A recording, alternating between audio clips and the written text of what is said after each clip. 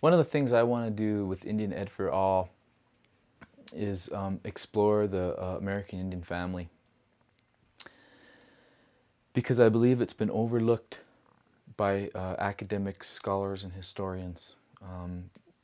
Some of the things that people fail to see as significant and I'm talking about academics as well as lay people, is that these tribal societies, these Plains Indians cultures, were societies that functioned fully with no jails or prisons or old folks' homes. They had no mental institutions. They had no orphanages. They had no public schooling. All of these institutions that we look at in our society as basically pillars of our culture. What would happen to our society if we took away our public schools? What would happen if we took away jails? And, when you pose that question to people, that makes them ponder, what is it that keeps our society together? And oftentimes, it's these extrinsic institutions. To me, the fascinating thing about Plains Indian culture, it wasn't the extrinsic institutions that kept the society together, it was the family unit that was the basic heart of the society. And that's what kept people in check. That's what kept them minding their manners. That's what kept them walking in dignity, as it were. How were they educated? The family is mostly what took care of that. What happened if somebody broke the law? What happened if someone was killed, or if somebody was hurt, or if something was stolen?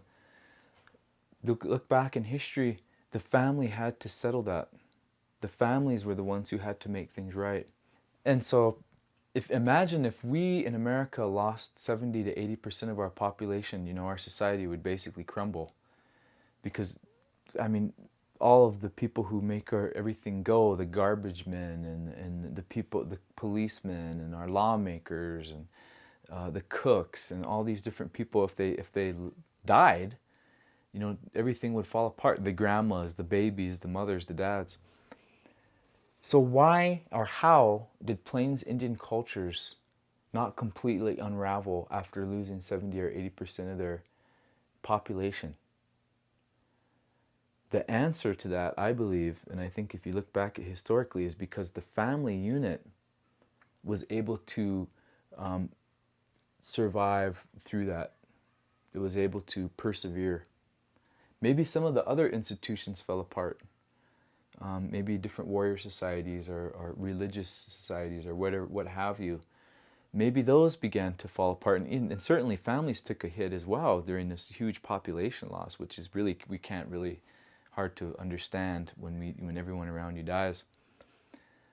But to me, the reason why the Plains Indian culture was able to persevere is because of that family, the strength of the family.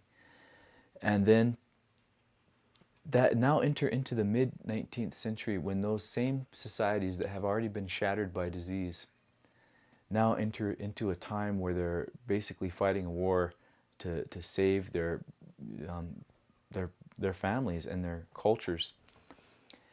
Now enter into a time when those families are taken and put in boarding schools, and children are taken away from the parents, and all these different extrinsic forces work to take the Indian family apart. Now look at where we're at here in the 20th century, 21st century with Indian families. Go to any reservation, family is still the biggest thing there. It's the most significant thing. If you go to any Indian basketball tournament and you see all those people sitting in the stands, they're not just there because they like Indian basketball. They're there to see their relatives. It's the family unit that still is the number one institution in reservations. So for me, Indian Ed for All, that is one important thing that cannot be left out of the whole mix. And, however they want to study families historically over the ages, the Indian families are, if they want to take a look at population or culture, I think that it's imperative that students and teachers in Montana recognize the importance of the Indian family as part of the Indian oral tradition, as part of that whole cultural tradition. And so that's kind of my focus for my implementation of Indian Ed for All, is to get that disposition and that knowledge about the family out there.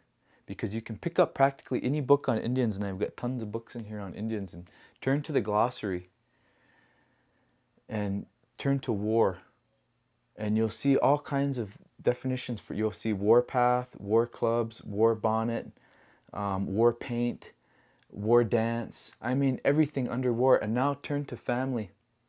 You'll be lucky if family shows up in that glossary. And I do it too. Whenever I pick up a book about Indians, I go right to the back and I look, because I want to know, what is this author, how do they perceive Indians? You know, and why do they perceive them that way? And so I think those are all parts of Indian Ed for All that I want to explore.